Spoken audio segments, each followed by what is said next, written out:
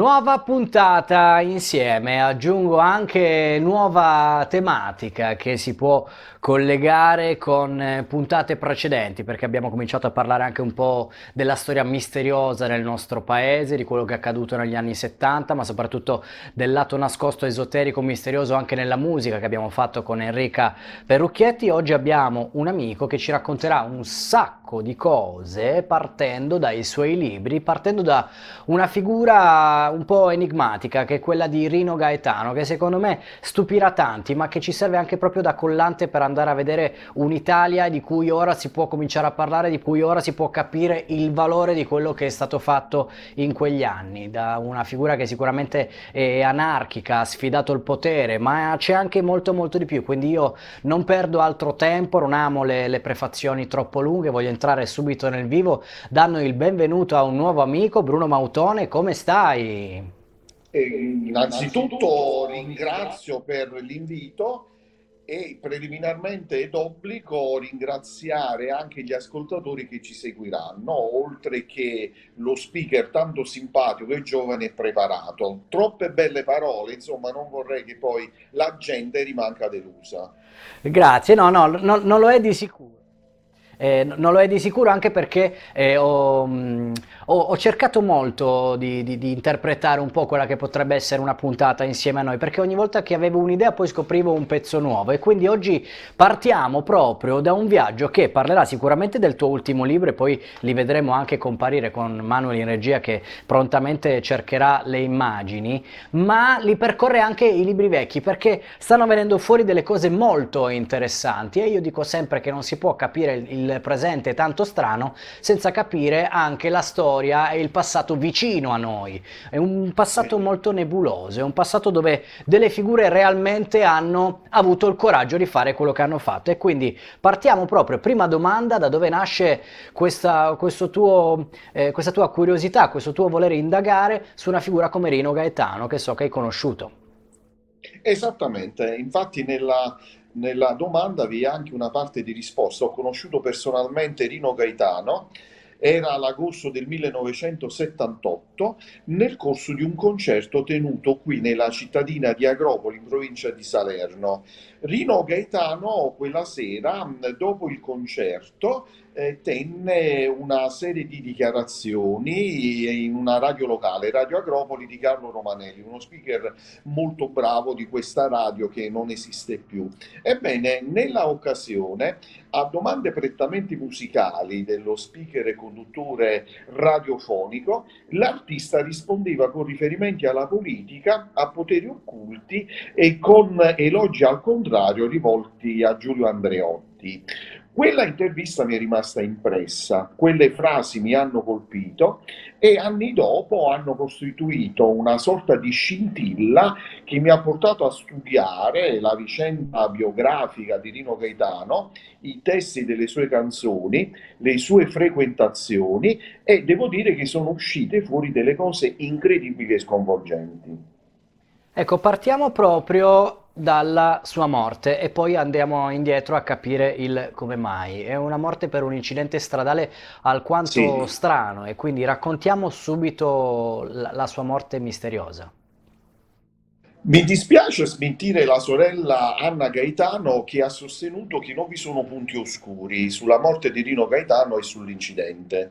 In realtà è documentalmente dimostrato che vi sono una serie di interrogativi inquietanti sulla morte di Rino Gaetano, sulle dinamiche del sinistro e anche sui soccorsi. Addirittura ho scoperto e ho portato alla luce, sono il primo in Italia. Eppure Rino Gaetano è un artista conosciutissimo, hanno dedicato decine di libri, migliaia di articoli e dicevo sono stato il primo in Italia a scoprire, a portare alla luce una interrogazione parlamentare di due senatori sul decesso di Rino Gaetano.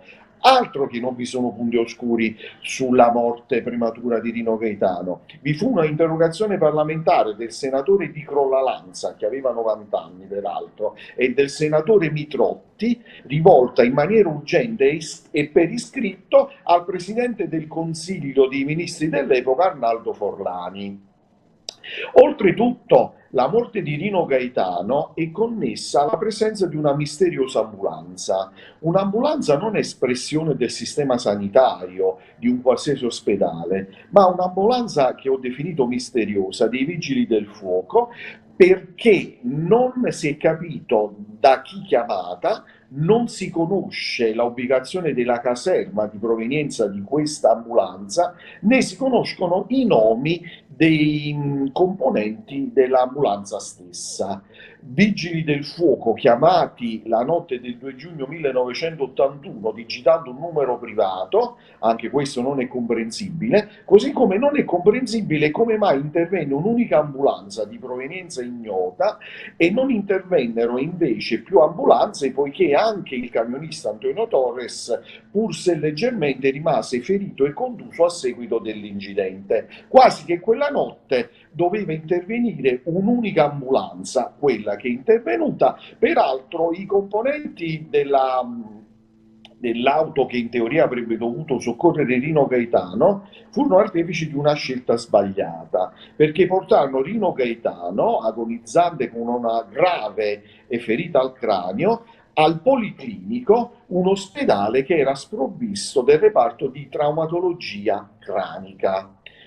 Vi è da dire pure che la dinamica dell'incidente non è corrispondente alla dinamica che descrissero i giornali dell'epoca. Si parlò di scontro frontale, invece la Volvo di Rino Gaetano aveva una profonda rientranza sul lato anteriore destro ed una ammaccatura pure in rientranza sulla portiera anteriore destra.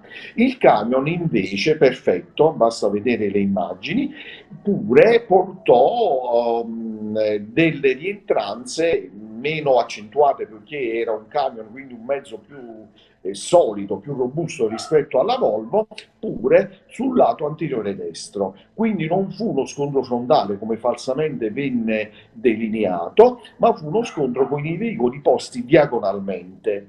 Vi è da aggiungere pure che la macchina di Rino Gaetano e addirittura forse anche il camion andarono sicuramente ad urtare uno, forse tutti e due i veicoli, contro un albero di platano localizzato sul singolo tratto viario dell'impatto. Quindi una ricostruzione fasulla dei giornali, una interrogazione parlamentare di un senatore di 90 anni che non era certo un fan di Rino Gaetano, ma che evidentemente aveva intravisto delle stranezze inquietanti sia sulla dinamica narrata dell'incidente, sia sulle modalità dei soccorsi. Ecco, fra l'altro questa figura del platano, entriamo subito in ambito ritualistico perché il simbolismo sarà la loro condanna, come dice qualcuno, ma questo platano è ricorrente, così che ci avviciniamo anche a chi potrebbe essere stato. Parliamo proprio del simbolismo nel platano e di analogie con altri casi simili. Esattamente. Quando Rino Gaetano muore nel 1981 non viene riferito dalla stampa e da mass media che vi è un urto dirompente tra il veicolo di Rino Gaetano e il platano e forse anche del camioncino OM che trasportava frutta. La magistratura qualche anno dopo sequestrerà dei documenti veramente criminali di contenuto ad un servizio segreto parallelo, il noto servizio segreto, denominato in senso ironico così dalla magistratura, rapportandosi ad un verbale di un maresciallo dei carabinieri che appunto pensava di essersi imbattuto con agenti del SISM o del SISD, quindi noto servizio segreto, in realtà non era un servizio segreto istituzionale, questo apparato finanziato dal Ministero degli Interni e dalla CIA, e si accorge che persone ritenute scomode venivano uccise con incidenti stradali procurati e in taluni casi vi era la presenza del platano. Questo ad esempio con la morte dell'onorevole Dugoni che aveva raccolto le confidenze pericolosissime di Enrico Mattei, di lì poco poi morto in un incidente stradale che poi fu un incidente, chiedo scusa, aeronautico, che poi fu un attentato. Ebbene, l'onorevole Dugoni muore scontrandosi con il proprio veicolo contro un albero di platano. Un primo rapporto parlava di morte accidentale causata da distrazione, anche se strano perché era un percorso che l'onorevole Dugoni svolgeva abitualmente, percorreva abitualmente. La cosa diventa sospetta perché un mese dopo la persona che condivideva i segreti di questo parlamentare socialista e sindaco di Mantova, il segretario personale, pure muore, e come? Scontrandosi con la propria macchina addirittura contro l'identico albero di platano che era costata come impatto la vita all'onorevole Dugoni un mese prima.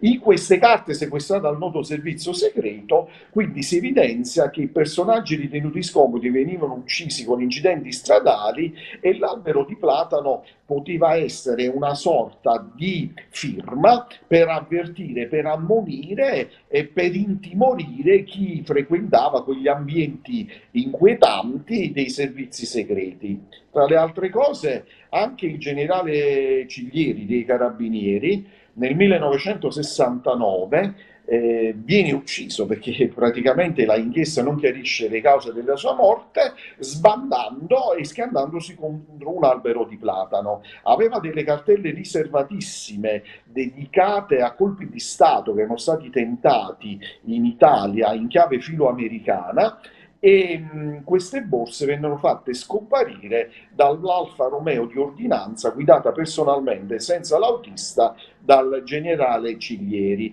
E vi è poi una vasta casistica di incidenti stradali inquietanti dove personaggi importanti, potenziali testimoni di fatti inquietanti della storia politica italiana, perdono la vita nel corso di questi incidenti. Da Al un punto di momento, vista esoterico, prego, prego.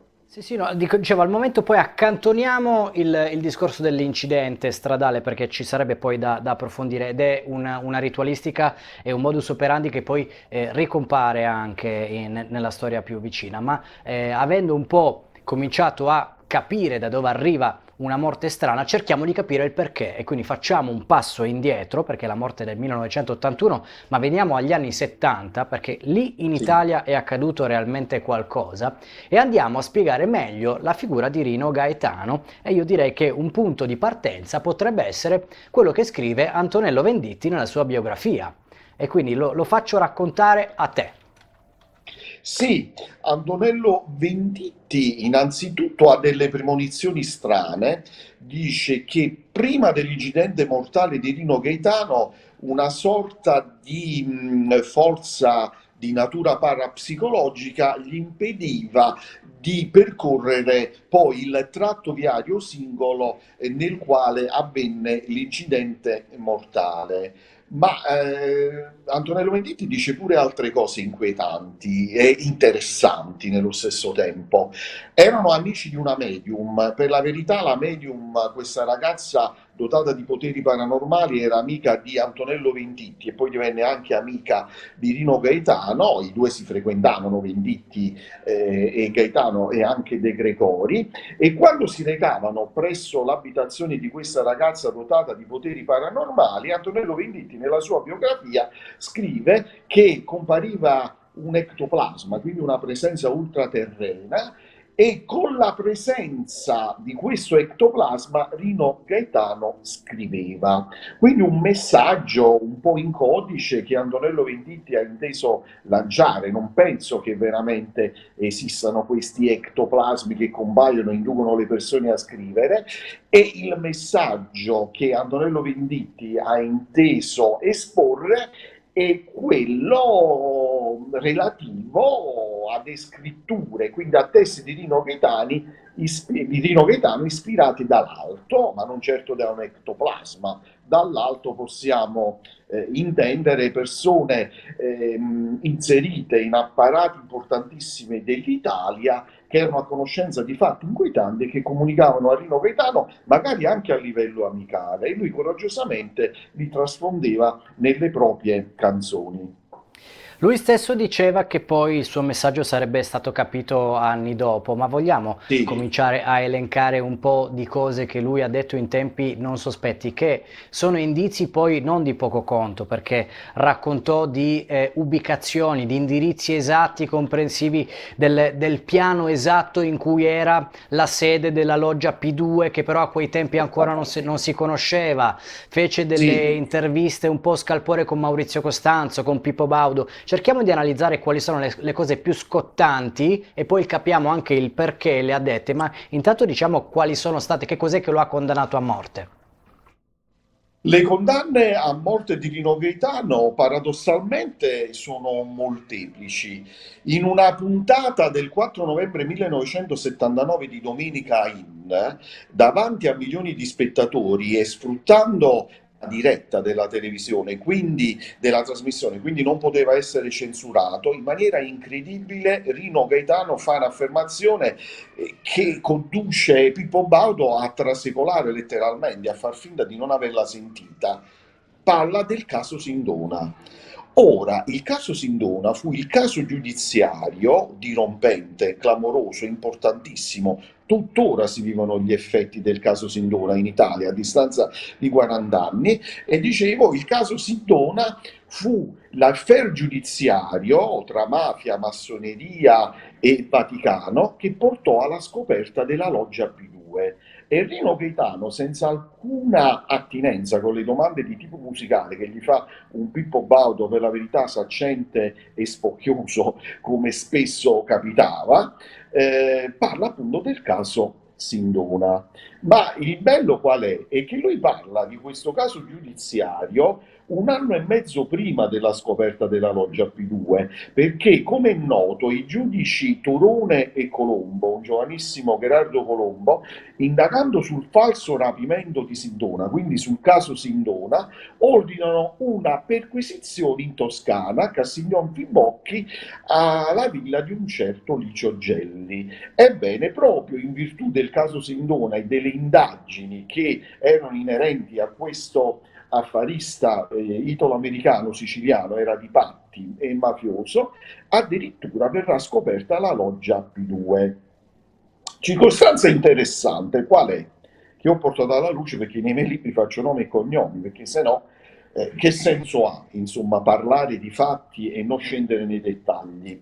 Quello che è singolare ed è molto interessante è che l'amica più cara di Rino Gaetano, Elisabetta Ponti, giornalista brava di tipo musicale, lavora alla RAI, era la figlia addirittura del medico personale di Licio Gelli. Questo potrà sembrare un'altra circostanza casuale, ma è oltremodo significativa. Rino Gaetano, dopo il successo di Sanremo, a Manuel Insolera, giornalista importante, scriveva su riviste importanti, Rino Gaetano dice, a domande sempre di carattere prettamente musicale, dice che il Festival di Sanremo è un ordine massonico. E quindi, insomma, una risposta veramente clamorosa ed eclatante per certi versi. Rino Gaetano, in un'intervista a Nuovo Sound, parla di Montedison, parla di Cazzariga, che poi nomina pure in Non te reghe più, e fa dei riferimenti stringenti al mondo di Cefis, Eugenio Cefis, importantissimo e potentissimo uomo dell'Italia degli anni 70, potente come Andreotti, e vi fu una tregua armata con Andreotti, perché Cefis era al capo di un impero industriale che spaziava dal petrolio alla chimica, alla distribuzione dei carburanti, al metano e all'estrazione di minerali e di petrolio in particolare nei paesi esteri e quindi fa riferimenti ad Eugenio Cefis e lo fa in una maniera incredibile nella canzone La Berta Filava parlando di santo vestito d'amianto. Ma questo è un discorso che ci porterebbe lontano, che magari possiamo anche approfondire. Dino Gaetano parla anche di Mario Di Gino, no? Mario Danassi e Gino Gui, i ministri che poi verranno coinvolti nello scandalo Lockheed, e dice che non sono loro i veri responsabili, perché Rino Gaetano i veri responsabili dello scandalo Lockheed, cioè le mazzette americane per indurre l'apparato industriale e politico italiano a comprare aerei della Lockheed, i nomi Rino Gaetano li fa una canzone che venne censurata e che si intitolava Standard. Rino Gaetano, come dicevi tu, nella canzone La Zappi di Estrello il Tridente, il titolo bello, musicale molto lungo, parla di una mansarda in via Condotti. Ebbene, Licio Gelli e il suo braccio destro Ortolani venivano definiti i due di via Condotti, ma non solo, la sede segreta della loggia P2 era l'ultimo piano in via Condotti, e Rino Gaetano, guardate un po', nella Zappi di Estrello il Tridente parla di una mansarda, cioè della sala, dello spazio ubicato all'ultimo piano in via Condotti, e ti individua la sede segreta della P2, che verrà svelata come ubicazione da Licio Gelli solo molti anni dopo la morte di Rino Gaetano. Ecco. Lui ne parla circa addirittura 30 anni dopo la morte di Rino Gaetano. Quindi nelle sue canzoni vi è una serie incredibile di significati, di autentiche frustate contro il potere, gli apparati partitici, industriali e dell'epoca. Allora, ti chiederei, no, ti ho voluto interrompere, se dal cellulare ti inquadri un pochettino meglio più al centro, così anche i nostri amici ti Sì, vedono. Eccoci qua, così va meglio ritorniamo così. un po' più centrale, perfetto.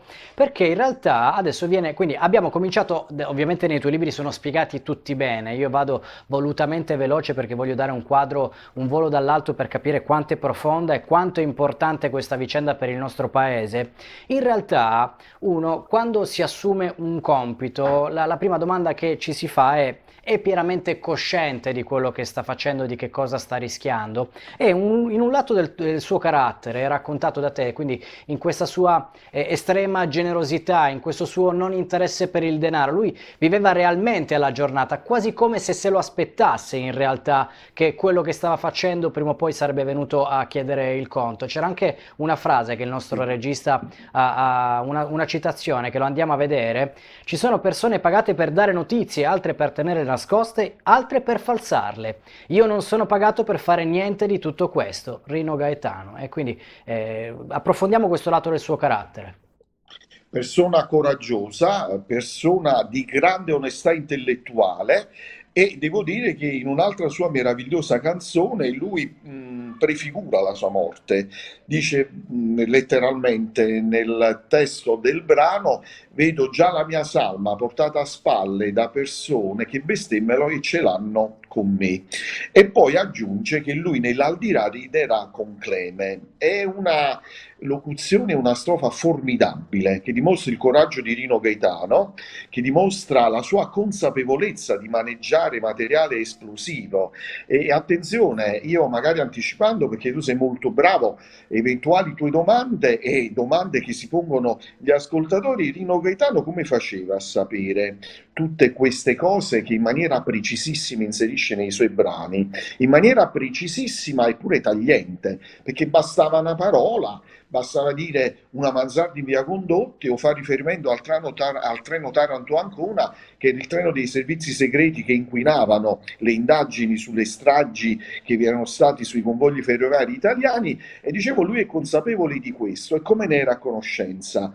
Ho documentato nel terzo libro, ma già lo ipotizzavo nel primo e ancora di più nel secondo, e comunque nel terzo addirittura raggiunto proprio la cognizione di nome e cognomi, persone che erano amicissime di Rino Gaetano e che gravitavano attorno a Rino Gaetano, parliamo addirittura di una decina di persone, gravitavano nell'ambito dei servizi segreti.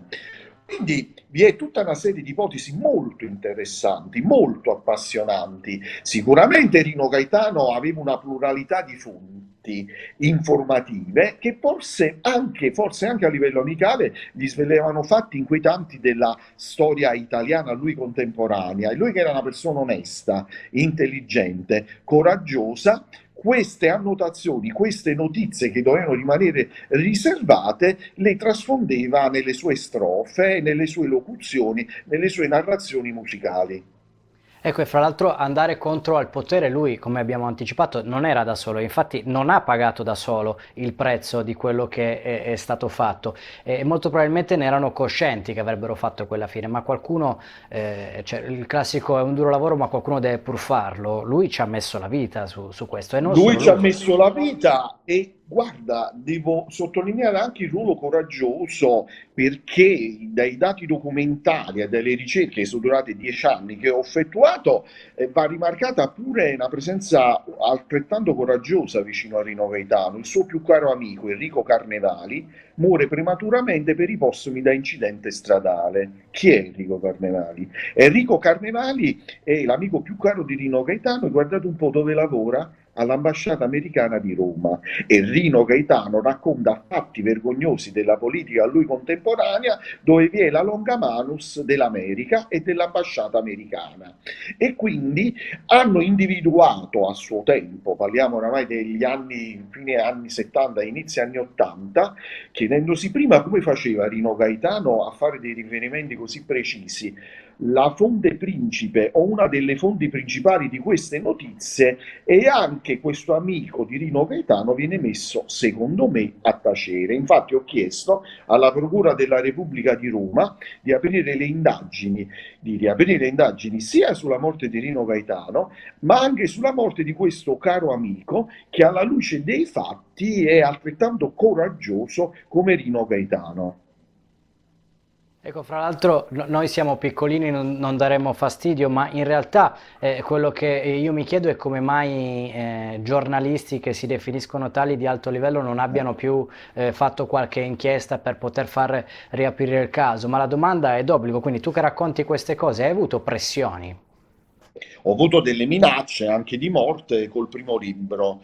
Paolo Franceschetti, chiedo scusa, che ha scritto un articolo che evidenziava una potenzialità esoterica della morte di Rino Gaetano, perché la legge del contrappasso, lui è morto al pari di un protagonista di una sua canzone scritta 10 anni prima, cioè Rino Gaetano fa un incidente a Roma di notte, alcuni ospedali, Policlinico, San Giovanni e San Camillo non lo curano, muore all'alba e non trova un posto al cimitero. Incredibilmente, 10 anni prima della sua morte, Rino Gaetano scrive un brano, la ballata di Renzo, dove il Renzo della canzone fa un incidente a Roma di notte, non lo curano, manca a farla apposta proprio al Policlinico, al San Giovanni e al San Camillo, cioè gli stessi ospedali che poi 10 anni dopo non cureranno Rino, muore all'alba e non trova un posto al cimitero. Partendo da questo, Franceschetti ha ritenuto che la morte di Rino Gaetano sia stata procurata in modo identico alla vicenda drammatica del protagonista della sua canzone. Io ho studiato i testi di Rino Gaetano, delle varie canzoni sono uscite cose incredibili, ho approfondito il giro delle sue frequentazioni e, come dicevo prima, attorno a Rino Gaetano vi sono personaggi organici ai servizi segreti, in sostanza. Quindi perché i giornalisti non hanno voluto, come dire, fare un'inchiesta? Innanzitutto non hanno avuto la pazienza e la costanza che ho avuto io, 10 anni di ricerca. Magari non hanno avuto, mi permetto di dire, neppure la capacità di trovare documenti interessantissimi come l'interrogazione parlamentare sulla morte di Rino Gaetano e anche sulla risposta scritta del governo sulla morte di Rino Gaetano, perché anche la risposta del governo sulla morte di Rino Gaetano è una risposta che non chiarisce i dubbi ma li moltiplica all'infinito. Tra l'altro la risposta verrà data non dal governo Forlani, perché per una strana forma di nemesi, di vendetta della storia, il cantante che parla di massoneria e si scaglia contro la massoneria e che forse è stato ucciso in quell'ambito, io dico forse perché la prima forma di cultura è l'umiltà, cade proprio per lo scandalo P2, quello è il bello della vicenda. Arnaldo Forlani viene investita da un'interrogazione parlamentare sulla morte di Rino Gaetano. Rino Gaetano che parla di massoneria con Manuel Insolera a Sanremo, che parla del caso Sindone, che porterà il caso Sindone alla scoperta della P2. Rino Gaetano addirittura ne parla un anno e mezzo prima della deflagrazione delle indagini, cadrà proprio per la P2 e quindi chi risponderà sulla morte di Rino Gaetano sarà un ministro del governo successivo, il governo Spadolini. Il bello e il brutto però qual è? Che proprio il ministro che risponde sulla morte di Rino Gaetano è un massone. e il ministro Altissimo, espressione di Valerio Zanone, segretario del Partito Liberale e 33esimo grado di logge massoniche del Piemonte. Per dire che pure sulle risposte, insomma, che ci hanno dato a livello governativo sulla morte di questo grandissimo cantautore, coraggioso cantautore crotonese, sono inquinate da strane presenze, ecco, diciamo così, da strane Ecco, presenze. io qua trovo degli spunti, ma adesso piano piano ci arriviamo, perché quando si parla di servizi segreti o di massoneria non si tratta di assoluti. Come ogni organizzazione, come ogni associazione, ci possono essere servizi segreti Buoni deviati, ci possono cattivi. essere le Sì, massonerie sicuramente. deviate, quindi non è in Sì, assoluto, non è sì, sì, semplice sì. capire quello che è successo. Ma tu hai citato anche la massoneria piemontese, allora andiamo a parlare subito di quello che è la stampa, perché ci fu un articolo Mhm. strano sulla stampa immediatamente successivo alla sua morte. Sì. Questo smentisce poi quello che la sorella, le accuse che mi diceva, no? Che mi ha rivolto la sorella Anna Gaetano, colgo l'occasione per salutarla, per la verità l'ultima telefonata fu più amichevole e dolce, però lei mi accusava innanzitutto di far riferimenti che portano il fratello compiando alla massoneria, ma non sono stato io, addirittura come tu hai detto esattamente, come scrivo io nel mio secondo libro, il 3 giugno del 1981 un misterioso, perché tale è rimasto, articolista della Stampa di Torino, il giornale degli Agnelli, quindi una famiglia molto, no, in ordine massonico, ma Marco Piemontese, dai, mondiale, scrive che le canzoni di Rino Gaetano, o meglio il testo di Non te regge più, è collegabile a vicende della P2. Questo è sconvolgente, quindi altro che l'avvocato Mautone 30 anni dopo, ma il giorno dopo la morte di Rino Gaetano, su uno dei quotidiani più importanti e diffusi d'Italia,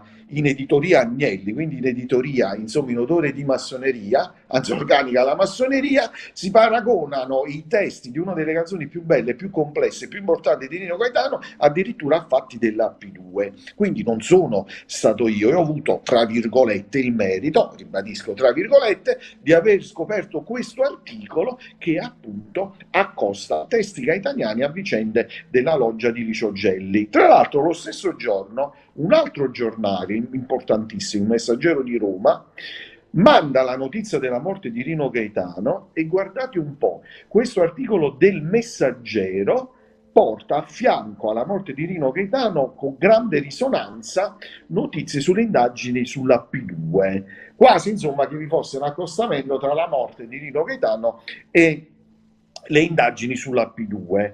Nelle mie ricerche, peraltro, quello che è interessante, quando io mi collegavo al sito del Messaggero, giornale romano, per vedere l'articolo che questo importante quotidiano aveva dedicato alla morte di Rino Gaetano, inizialmente, finalmente, in questo articolo del Messaggero trovo anche il nome del camionista Antonio Torres, che guidava il camion che si schiantò con la macchina di Rino Gaetano. Dopo alcuni collegamenti ho notato, chissà, forse avevano visionato, non lo so chi, del Messaggero, che vi era un oscuro lettore della provincia di Salerno che si collegava su questo benedetto articolo della morte di Rino Gaetano. Il Messaggero compì una sorta di autocensura, cioè l'articolo rimane identico, solo che però non si leggeva più Antonio Torres, quasi che non si volesse divulgare il nominativo del camionista che quella notte guidava il camion che arrivò fatalmente poi a scontrarsi con la macchina di Rino Gaetano. Ecco, fra l'altro la nostra regia, guarda cosa ha trovato, lo andiamo a vedere, questo MC. Noi ci chiamiamo Sì, facciamo bravo. finta che, quindi siamo nel campo delle supposizioni, per onestà Sì, intellettuale sì, lo io andiamo a dire, per nel mio onestà anche libro ne parlo. giornalistica, lo andiamo a Sì, vedere e andiamo a ipotizzare, perché so che tu un'ipotesi l'hai fatta su questo sì, nel fantomatico libro. Sì, MC. sì, sì, MC. Allora, io chiedo alla stampa, guardate, sono un avvocato che sta facendo dei libri, sta facendo una sorta di inchiesta sulla morte di Rino Gaetano. È molto interessante il vostro articolo, chiedo alla stampa, dove si accostano i testi gaetaniani a fatti della P2, a vicende della P2, voi l'avete mandato in onda l'articolo, appunto MC. Ebbene, la risposta, devo dire, gentilissima dei redattori della stampa è arrivata subitanea, in modo subitaneo. Però ci scrivono, cari bravissimo avvocato, non siamo nella possibilità di dire chi è questo MC, perché all'epoca molti giornalisti scrivevano con pseudonimi e con iniziali e cambiavano spesso questi pseudonimi. Quindi un articolo così importante, un articolo che commenta una notizia, devo dire, di stretta attualità, su un giornale tra i più diffusi e importanti d'Italia, non ha paternità. In realtà, secondo me, la paternità è chiara. Io lo scrivo nel mio libro perché stranamente vi è un parallelismo tra la morte di Rino Gaetano e quello che succede in una trasmissione televisiva Acquario condotta da Maurizio Costanzo. In quella trasmissione Rino Gaetano canta, bravo, perfetto, Maurizio Costanzo, direttore dell'Occhio, un giornale insomma che già dal titolo e dalla simbologia, no, evoca appunto l'immagine iconica, l'occhio della massoneria, e quindi dicevano nella trasmissione del 78 vi è addirittura una degli Agnelli, Susanna Agnelli, vi è Rino Gaetano che canta ma anche a farla apposta non te regge più, vi è Maurizio Costanzo. Quell'articolo della Stampa è una piccola vendetta, ecco l'occhio nel triangolo, e del resto Maurizio Costanzo apparteneva alla P2 come sappiamo, e quindi sta accostamento tra Rino Gaetano, P2, la Stampa di Torino, MC, gli Agnelli, evoca in maniera incredibile la puntata di Acquario del 1971, dove tra l'altro Rino Gaetano viene irriso, ma cerca di riderlo Maurizio Costanzo. In realtà Rino Gaetano dà delle risposte al fulmicotone, delle risposte meravigliose a Maurizio Costanzo, e quest'ultimo farà una figuraccia veramente incredibile. Addirittura Susanna Agnelli arriverà a dire ad Maurizio Costanzo nel corso della trasmissione che se lei si fosse trovata al posto di Rino Gaetano avrebbe detto le stesse cose, addirittura avrebbe cambiato, avrebbe cantato le stesse canzoni. E in maniera ironica Rino Gaetano dice all'Agnelli: spero che le mie canzoni piaceranno ai suoi fratelli, cioè i fratelli in senso massonico, che poi erano Gianni Umberto Agnelli, i fratelli no, di Susanna Agnelli. E Rino Gaetano dice: spero che le mie canzoni piaceranno ai suoi fratelli. Geniale, coraggioso, incredibile Rino Gaetano. Coraggioso, coraggioso sì, e quindi voglio collegarlo anche ad altre morti misteriosi, perché anche nell'ambito giornalistico c'è chi ha pagato il prezzo Sì, legato a lui anche tramite il suo manager, e arriviamo anche a Pasolini. sì, esatto. Allora, quando io nel primo libro e nel secondo libro delineavo parallelismi tra Rino Gaetano e Mino Pecorelli, mi hanno irriso, mi hanno letteralmente pure offeso, ma non mi interessa perché io vado per la mia strada. Addirittura con il terzo libro ho scoperto un documento ufficiale, inequivocabile, della Procura, quindi del Tribunale Penale di Roma, dove addirittura è certificato e provato che un amico carissimo di Rino Gaetano, nonché suo manager di importanti spettacoli e esibizioni televisive, Ezio Radaelli, era stretto amico di Mino Pecorelli e addirittura finanziava Mino Pecorelli. Quindi vedete che strettissimo rapporto, magari neppure personale, ma non è neppure da escludere, vi era tra Rino Gaetano e Mino Pecorelli. Il manager, nonché carissimo amico di Rino Gaetano, Ezio Radaelli, addirittura era uno dei misteriosissimi finanziatori di OP, Ordine Pubblico, osservatore politico, perché Mino Pecorelli pure era un personaggio molto singolare. Sì, vi è anche una vicinanza tra Rino Gaetano e Pierpaolo Pasolini, perché, come accennavo prima, nel brano La Berta filava, Rino Gaetano parla di santo vestito d'amianto, come è noto. Ebbene, in un misterioso tale rimasto libro, scritto tra il 72 e il 73, Eugenio Cefis, che era il vero capo della P2, assieme a Licio Gelli ed Ortolani, anche se Ortolani era sul podio, ma i due che veramente dirigevano la P2, secondo indagini e secondo documenti, addirittura anche acquisiti dai servizi segreti, erano Licio Gelli e Eugenio Cefis. Ebbene, in questo libro misterioso, scritto da uno pseudonimo, o meglio, scritto da un autore che si cela sotto uno pseudonimo, Eugenio Cefis, come viene definito? Santo vestito d'amianto. È un libro che verrà fatto letteralmente scomparire dalle librerie e dalle edicole perché conteneva accuse contro Cefs di essere il mandante dell'assassinio di Enrico Mattei. E ribadisco, in questo libro viene definito santo vestito d'amianto. Pochissimi ne erano a conoscenza perché il libro verrà fatto scomparire, nessuno incriminerà Cepis perché il libro, ripeto, verrà fatto censurare con operazione politica di polizia, politica anche perché se no anche l'apparato politico cadeva. E guardate un po', Rino Gaetano sapeva il nome in codice di Eugenio Cefis. Stessa cosa fa Pasolini con Petrolio. Parla appunto delle porcherie del potere industriale e politico, dello strapotere dell'industria chimica e petrolifera che fa capo a Cefis, eppure lui verrà purtroppo ucciso così, in maniera drammatica, no? Ufficialmente da Pino Pelosi, ma anche lì ci sarebbe tantissimo e vi è una brava giornalista e scrittrice come Simona Zecchi che ha dimostrato che la dinamica della morte di Pino, chiedo scusa, di Pierpaolo Pasolini fu completamente diversa e non fu certo Pino Pelosi l'esecutore materiale.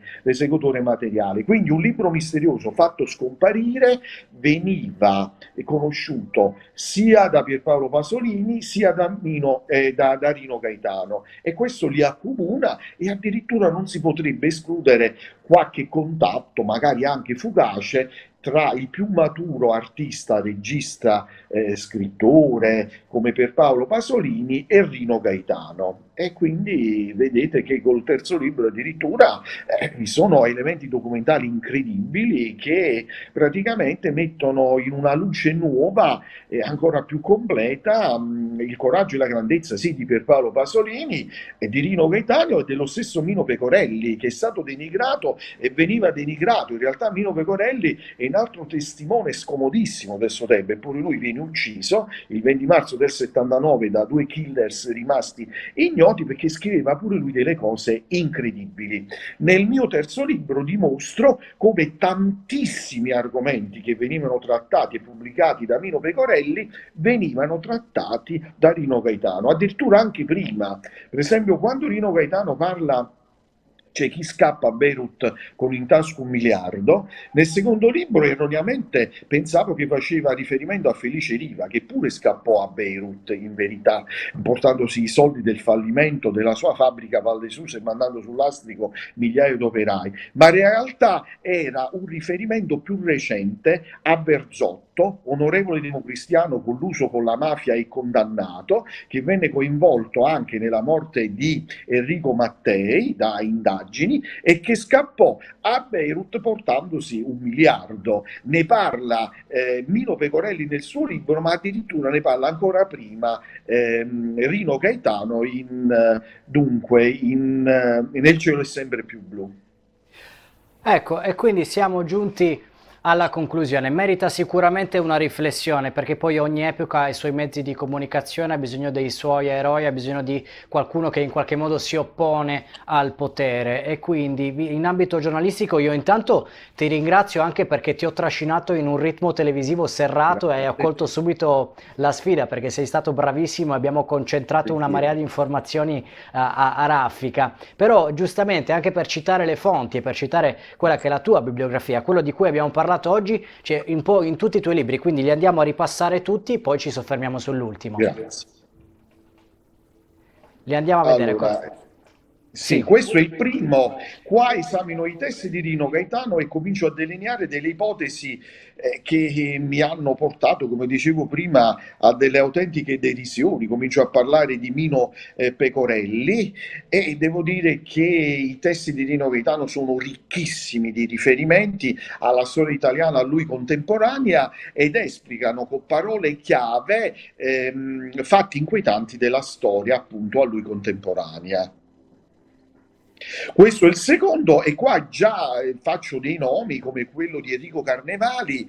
Tra l'altro, il padre di Enrico Carnevali, Enrico è l'amico più caro di Rino Gaetano, e come dicevo, è coraggioso come Rino e paga con la vita il suo ruolo. Il papà di Enrico Carnevali, qua pure lo nomino però in maniera ipotetica. Col terzo libro addirittura ho scoperto che Cesare Carnevali, che ipotizzavo parente di Enrico, è uno degli agenti di intelligence più importanti della storia italiana del dopoguerra e non operava nel SISMI, nel SISDE, nel SIFAR, insomma negli organismi istituzionali spionistici, diciamo così, ma addirittura nel noto servizio segreto. Fu uno dei cofondatori del noto servizio segreto e ho trovato pure degli interessantissimi testi di storia, di storici decisamente qualificati e autori specializzati come Cerechino, Casarubea, insomma, che ne parlano. E quindi devo dire che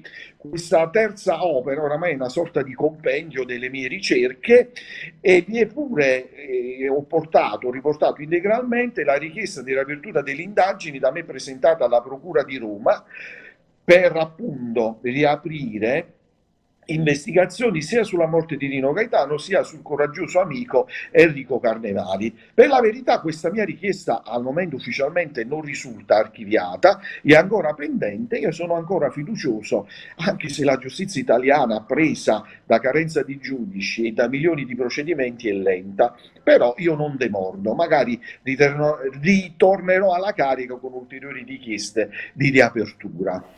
E noi saremo sicuramente con te perché ci conosciamo da poco, ma ti sono già amico, mi piace un sacco seguire Grazie. quello di cui ti stai occupando. Poi noi siamo a Torino, quindi magari quando verrai in Uno Editori avremo modo di conoscerci, quindi salutiamo anche tutta la Uno Editori Volentieri. che fanno un gran lavoro. Spero di poter tornare presto a girare l'Italia, che anche tu possa tornare presto a girare l'Italia e incontrare i Perché tuoi sarà lettori. appunto, sì, perché sarà il sintomo che finalmente questa maledetta pandemia è sconfitta. Sì, centinaia di presentazioni ho fatto in tutta Italia, anche con 5 persone, con 10 persone, sono andato sempre ovunque e gratis, senza mai pretendere nulla. Questo pure per rispondere a fan magari poco comprensibili delle mie, che sono poco, come dire, affezionate alle mie ricerche, ma alle mie ricerche di Rino Gaetano alla sorella. Io non faccio un'operazione di arricchimento, anzi ci ho pure rimesso di tasca mia perché con i libri in Italia non si guadagna e questo ci tenevo a chiarirlo, guarda, ci tengo proprio a chiarirlo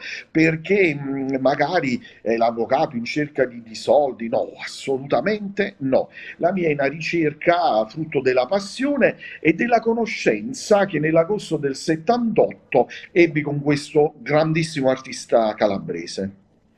Fantastico, e siamo giunti alla conclusione. Io quindi ti ringrazio di cuore per essere stato insieme a Grazie a noi. voi, E il mio è grazie a un te, grazie a invito a voi. tornare quanto prima e l'invito a voi è di andare a cercare, se ne avrete voglia, anche tutte le nostre puntate precedenti e cercare Facciamo Finta Che su tutti i social possibili e immaginabili, Facebook, Instagram, YouTube, Rumble, abbiamo anche il canale, gruppo su Telegram, insomma cerchiamo sempre di escogitare mille modi per arrivare a più persone possibili e aspettiamo di vederti di persona. Grazie ancora una volta, un saluto caro a voi e a tutti gli ascoltatori. Benissimo, Hare Krishna, come al solito andiamo in sigla, appuntamento alla prossima puntata.